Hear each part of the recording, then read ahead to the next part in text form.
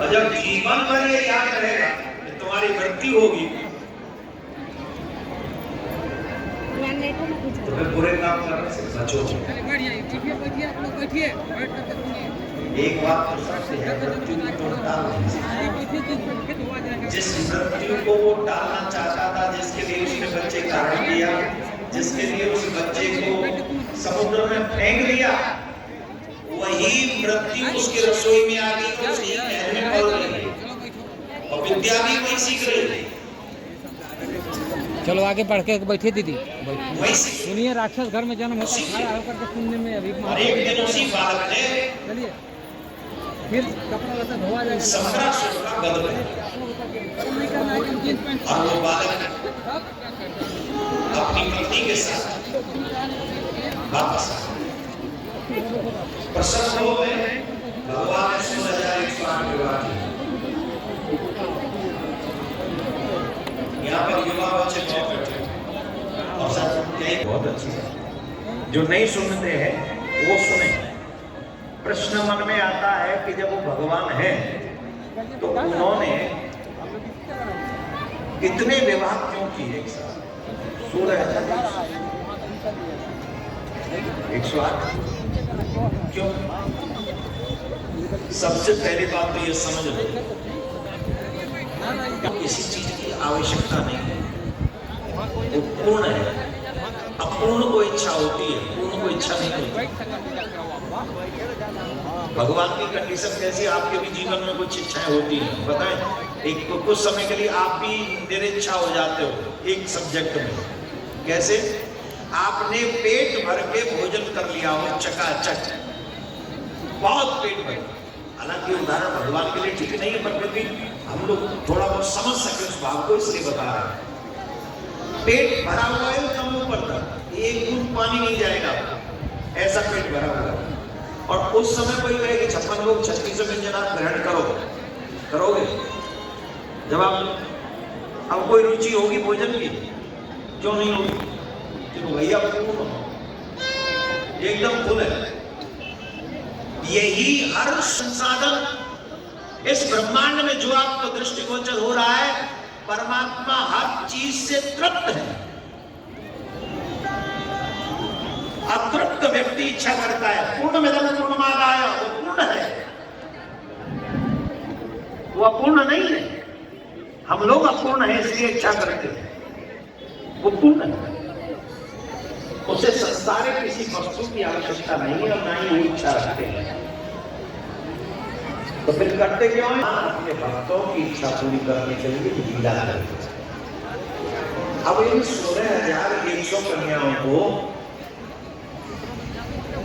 एक राक्षस से बंदी गृह में बंदी बना रखा था। उस राक्षस का नाम है भौमासुर। और भौमासुर ने इन कन्याओं को बंदी बना रखा। देवर्षि नारद को जब ये बात पता चली, इनका ये दुख भगवान द्वारकाधीश को सुनाया।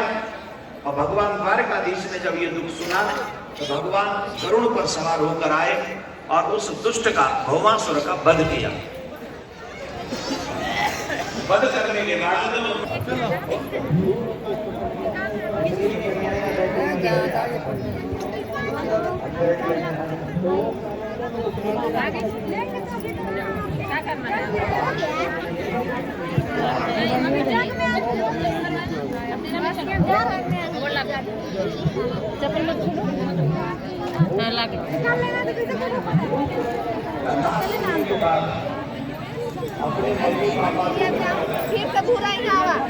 पड़ोसी जल्दी सूंघते हैं ऐसी चीजों को।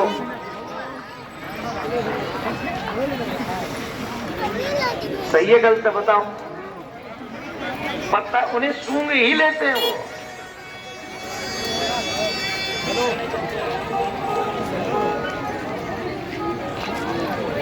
अब वो लड़के वाले देखने आए। देश विदेशों में सबसे इतना माइंड ओपन हो गया, तो शादी के बिना भी लोग, कई लोग मतलब घूमते फिरते, विवाह क्यों करें? बोले चाहे हमारा स्वभाव कितना भी भी रावण बने का हो, और जब शादी की बारी आती तो हम राम बन जाते हैं। हमें तो सीता ही चाहिए, चाहे हम कोई कितने भी बड़े रावण हो। हाँ जी,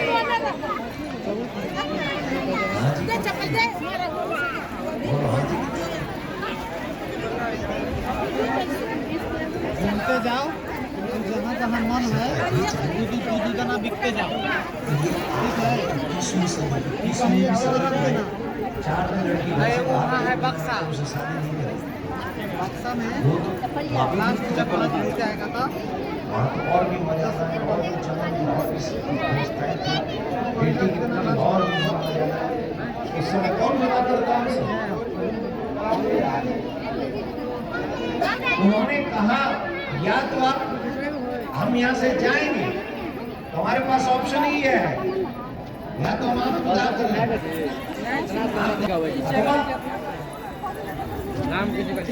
हम अपने उधर पूर्ति के लिए गलत रास्ता चुने। हर रात्रि एक नया पति हमारा हो, वो हमें दे अथवा और तो कोई दूसरा मार्ग नहीं। अच्छा, दोनों ही मार्ग में आधार बढ़ेगा पे रखा हुआ है। हाँ, सबसे बड़ा धर्म। और कोई एक कन्या गलत रास्ते पे चली जाए, जीवन भर उसी मार्ग पे रहे, तो कितने घर बर्बाद करती है। ये भी अधर्म है, बोले नहीं, भगवान आए धर्म की रक्षा के लिए, धर्म की स्थापना के लिए।